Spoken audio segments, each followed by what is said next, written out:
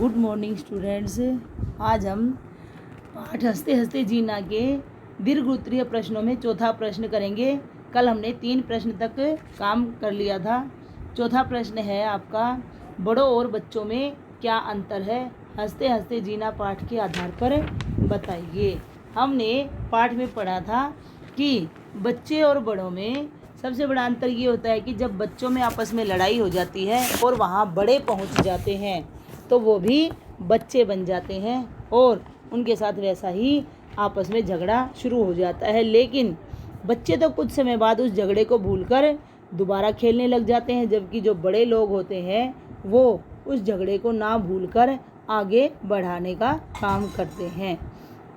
तो हम कह सकते हैं कि बड़ों और बच्चों में सबसे बड़ा अंतर यही है कि बच्चे अपने झगड़े को भूल जाते हैं, जबकि बड़े लोग जो है उसी झगड़े को याद करके हमेशा जो है एक दूसरे के साथ मनमुटाव रखते हैं। तो प्रश्न के आधार पर हमारा उत्तर बनेगा, बड़ों और बच्चों में मुख्य अंतर यह है कि बच्चों के झगड़ों में बड़े बच्चे बन जाते हैं, जबकि बच्चे थोड़ी देर बाद हंसी खेल में लगकर झगड़ा भूल जाते हैं। तो इस प्रकार पाठ के आधार पर हम कह सकते हैं कि बच्चों की बजाय बड़े झगड़ों को बढ़ाने का काम करते हैं। ठीक है, तो आपको ये बात समझ में आ गई होगी कि बच्चे जो है झगड़ा कर लेते हैं लेकिन फिर थोड़ी देर बाद वो उस झगड़े को भूल जाते हैं, जबकि बड़े जो है उसी झगड़े को याद रखकर आपस में बढ़ाकर मनमुटाव अपना शुरू रखते हैं। तो हमें ऐसा नहीं करना चाहिए।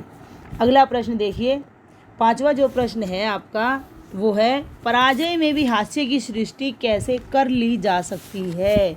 हमारा जो पाठ है उसमें आया था कि जो व्यक्ति हंस सकता है वह पराजय मतलब हार, पराजय का मतलब होता है हार कर भी वो जो है हास्य की सृष्टि कर लेता है, अर्थात इस प्रकार वह अपनी पराजय को भी जीत में बदल लेता है।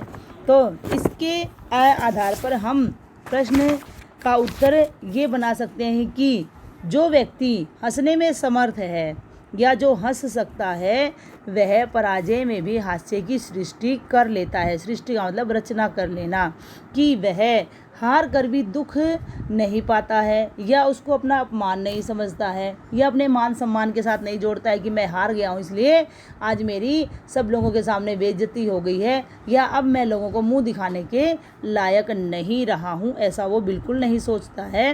वह व्यक्ति क्या है तो पराजय में भी अपनी जो है हास्य की सृष्टि कर लेता है। तो प्रश्न के आधार पर हमारा उत्तर बनेगा, जो व्यक्ति हंस सकता है वह पराजय में भी हास्य की सृष्टि कर लेता है, क्योंकि जो सुख दुख में एक समान रहता है, हारना और जीतना जिसके लिए एक समान है, वह हंसकर हार को भी जीत में बदल सकता है, क्योंकि हंसने की शक्ति जिसके पास है वही जो है इस ज़िंदगी में हर जीत को हासिल कर लेगा।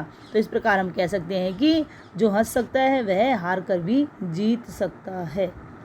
अगला प्रश्न देखिए, 6वां जो प्रश्न है आपका, मैं दुर्जनों के लिए कभी मार्ग नहीं छोड़ता लेकिन मैं छोड़ देता हूँ। ये एक पंक्ति या एक प्रसंग के आधार पर हमने पढ़ा था कि 2 विरोधी पक्ष के लोग आमने सामने हो जाते हैं तो एक व्यक्ति बोलता है कि मैं दुर्जनों के लिए मार्ग नहीं छोड़ता हूँ, तो दूसरे वाला कहता है लेकिन मैं छोड़ देता हूँ, अर्थात मैं गलत व्यक्तियों के लिए रास्ता छोड़ देता हूँ। तो सामने वाले को बड़ी जो है शर्म महसूस होती है कि मैंने क्या कह दिया था, लेकिन दूसरा क्योंकि वह कैसा था, हंसमुख प्रवृत्ति का था, जिंदा दिल था, इसलिए वो कहता है कि मैं छोड़ देता हूँ।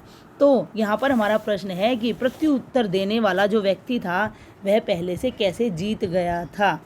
तो इस प्रश्न के आधार पर हम कह सकते हैं कि प्रस्तुत पंक्ति में प्रत्युत्तर का मतलब होता है सामने वाला जो उत्तर देने वाला व्यक्ति है वो पहले व्यक्ति से इसलिए जीत जाता है क्योंकि हंस सकने वाला व्यक्ति सदा जीतता है, चाहे लड़ाई कैसी भी हो। ठीक है, क्योंकि वह हंसने की शक्ति रखता है इसलिए वह जीतता अवश्य है। और आपस की लड़ाई हो या जिंदगी की या फिर प्रतिद्वंदियों के साथ हो, वह हमेशा जीतेगा क्योंकि उसके पास हंसने की शक्ति है। तो इस प्रकार हम कह सकते हैं कि हंसने वाला व्यक्ति सभी प्रकार से जीत जाता है। अब अगला प्रश्न देखिए, नेपोलियन और हिटलर अद्भुत व्यक्तियों के स्वामी होते हुए भी महान कैसे नहीं थे? नेपोलियन और हिटलर के लिए आया है कि उनके अंदर बहुत पावर थी, बहुत शक्ति थी। उन्होंने जो है रूस के और लोगों को जो है अपने दम पर इतना झुका कर रखा था कि किसी की भी जो है सिर उठाने की हिम्मत नहीं थी। तो इसलिए उनके पास शक्ति तो थी, लेकिन वो महान क्यों नहीं बन पाए, प्रश्न हमारा ये है। तो इस प्रश्न के आधार पर हम कह सकते हैं कि नेपोलियन और हिटलर अद्भुत शक्तियों के स्वामी होते हुए भी महान इसलिए नहीं थे क्योंकि उन्होंने अपनी योग्यता का या सामर्थ्य का उपयोग मनुष्य की भलाई के लिए नहीं किया। और इसका मुख्य कारण यह भी था कि वे हंसमुख नहीं थे और जिंदा दिल भी कम थे। वो लोगों से हिलते मिलते नहीं थे या लोगों के साथ जो है सुख दुख में शामिल नहीं होते थे, इसलिए वो महान होते हुए भी महान नहीं बन पाए। उनके पास शक्तियाँ होते हुए भी वो उन शक्तियों का सदुपयोग नहीं कर पाए। तो इसलिए हम कह सकते हैं कि नेपोलियन और हिटलर अद्भुत शक्तियों के स्वामी होते हुए भी महान नहीं बन सके। तो आज हम इसी प्रश्न तक करेंगे। आपका दिन शुभ हो। धन्यवाद।